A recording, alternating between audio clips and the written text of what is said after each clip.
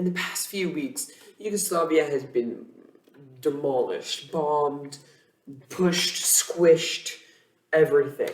But what does Yugoslavia have to do to counteract these offensives? So if you would like to learn about that and more, welcome to today's episode of World War II in the Eyes of the Beholder.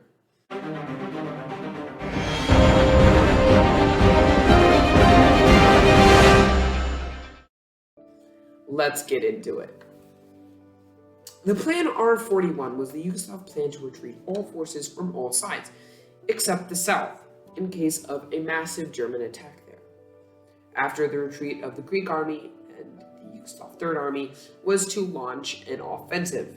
They were to push the Italian and Albanian forces back to their countries, or at least gain some ground. Any ground is good at this point, and is exactly what Yugoslav needs. Taking this vital ground would also let the Yugoslav forces defending the south to retreat some and reposition. The plan would mainly happen in Albania. The plan was to make a Slovakian front, not Salonikia front, as Yugoslavia had done 20 years earlier in World War I. This is Google's definition of it.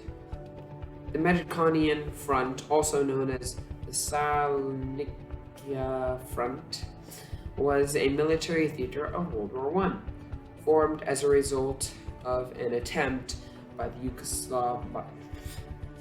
the Allied powers to aid Serbia in the fall of 1915 against the combined attack of Germany, Austria, Hungary, and Bulgaria. And Germany still isn't so happy that they lost that, so that's why they're here. Yugoslavia. 20 years later. On the 8th, the VVKJ sent a squadron of 14 frigates and 19 light bombers to aid and help both Greek and Yugoslav armies on the Mediterranean front. These bombers strafed tank columns and men on the ground and bombed cities and towns. In order to carry out the major effect, the Yugoslav Third Army split up its forces into infantry divisions and a regiment. And these units would guard the Kosovo region in Montenegro. The following are the infantry units in the Kosovo region: the 15th Infantry Division Zeska, the 13th Infantry Division Horjoka, the 31st Infantry Division Kosovo Kavaska, and the 25th Infantry Division Vajasha. And the 12th Infantry Division was ordered to try and take Zara on the Dalmatian coast, and the Zara coast was defended by mostly Italian troops of the 7th and 3rd Army, which we have also seen and talked about their action in Yugoslavia. The 7th and 3rd Army launched its major offensive with the Cavalry Division taking and advancing towards the village of Roja Kuka. The 31st Infantry Division is gaining ground at a steady rate and advancing towards the Drin River Valley, in doing so crossing through the prison area in Kosovo. The 25th Infantry The 25th Infantry Division made some ground locally at Ibar, but most of the 25th is still assembling. On the 8th, the 15th Division made some ground and is steadily advancing towards the Rojoka Shkota and the Kojora village in the Vojanopa Valley. Those were not how you pronounce it, so read these if you can read them. Now you see my trouble, right? On the 8th, the 15th Division made some ground and is steadily advancing towards the Projo-Kashkoda Road, and the Cavalry Division successfully crossed the dangerous Rokonia Mountains and reached the Koja village in the Vojania Valley, south of the Kojola. Was the 31st Infantry Division, and they just broke through the Drin River, held by Italian forces. But because of the German attack and fall of Skjopi, the Yugoslav 25th Infantry Division was forced to stop its offensive in Albania. And the 25th Infantry Division, like just a few seconds ago, was not even a full unit or a full division. it was incomplete, which is crazy and is really kind of sad that they have been pushed to be inactive and are going to just really rough for them here. On the 9th of April, little progress was made by the Yugoslav forces, even though the 15th Infantry Division was advancing towards Skoger. The cavalry division reached the Drin River, and the main thrust of the major offensive of the 31st Infantry Division was blocked by the Germans, the German troops in Pritzen. And the 31st Infantry Division is now awaiting orders. But there is a complication with that, which we will talk about in the end of this episode. The 10th and the 15th Infantry Division advanced 50 kilometers towards Schroeder, going steadily as the 15th has been the past few days. Also on the 10th, some Italian airfields and troops sitting really close to each other or in the same area were bombed by the VVKJ's 81st Bomber Group and the 66th Bomber Group. These bomber groups were near Schroeder.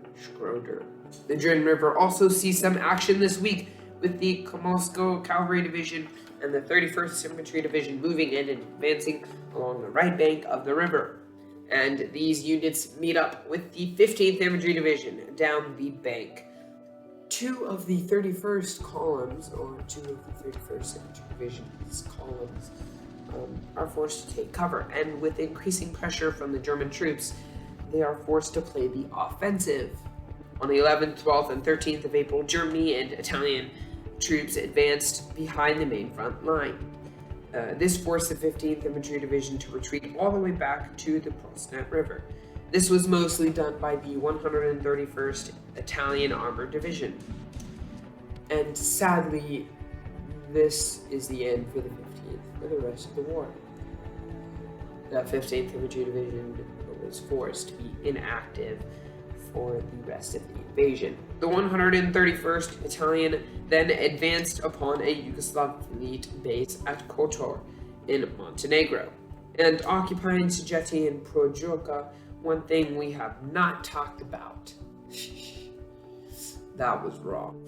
The Italian 131st basically just occupied Sigeti and Projoka. One thing we have not talked about in previous episodes or at all, but it's really important and does have to link, and does have something to do or can link to these divisions. The Italians broke the Yugoslav codes or radio early in the invasion. This made it easy to pass on false information and wrong orders to Yugoslav armies in the field. They also caused extra radio traffic that was not needed and made it confusing. This also made getting orders so much harder and more confusing and disrupted movements of the Yugoslav troops in the field. And as we can see here, these troops are already disarrayed.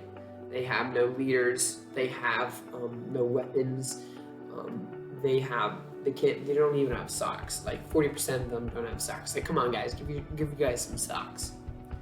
But and upon all of this, they have no radio communication and cannot communicate with their leaders or the people in charge of them, directing them to where they go. So upon all of this and all of this combined, and along with Germany's powerful new blitzkrieging strategy, Yugoslavia is rendered defenseless and might as well be dead. If you would like to see some other episodes about the invasion of Yugoslavia, then you can click right here any moment. And that will be the playlist of all the invasion of Yugoslavia episodes. So a few things this week. Yugoslavia, World War II in real time is doing their live episode. So I'm really excited about that. I'm going to be watching it. You should too. They're doing their live Pearl Harbor episode. It's going to be so cool. So yeah, I'm gonna have to stay up from 2 to 8 for that. But besides that, we have multiple other things that we're doing. We only have an estimated 4 to 5 more episodes in the invasion of Yugoslavia. And that is so close, because we've done like 20 now. It gotta be, it's not 20, but it feels like 20. And after this, I do need to know some things. Should we do shorter or less detailed episodes? Or should we do more detailed episodes? The invasion of Yugoslavia was simply a test, and wanted to see like how well we could get this how detailed we could get this. I think that went pretty well. But also, we do have episodes that are very not detailed at all. The previous episodes that maybe we could redo or make into a season like this. But since we're coming to the end of the season, I need you guys to help decide or figure out what we're doing next. Do we want to do shorter season, longer season like we did this time? What we're doing, should we go back? Should we jump around everywhere, do some of this, do some of this? I don't know, that's what I'm asking you guys. So, I have had some trouble with the filming recently. A lot of my stuff does not work.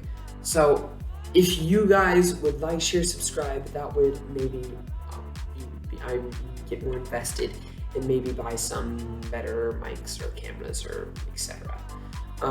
And that will ultimately help these videos get better. So please like, share, subscribe.